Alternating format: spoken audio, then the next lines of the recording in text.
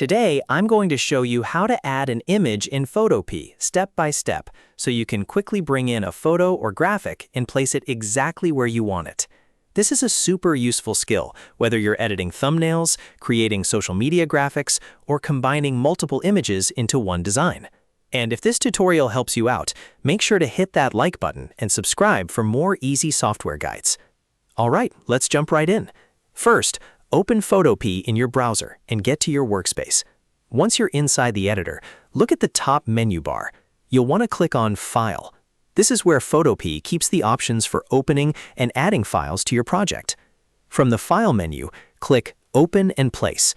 This option is important because it lets you insert an image directly into your current document as a new layer instead of replacing everything you already have.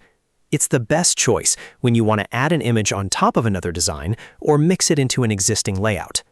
After you click Open in Place, Photopea will bring up your file browser. Now go ahead and choose the image file you want to add from your computer or device. This could be a JPEG, PNG, or another supported image format. Once you find the file, click Open. Now Photopea will place the image into your project, and you'll notice something really important right away.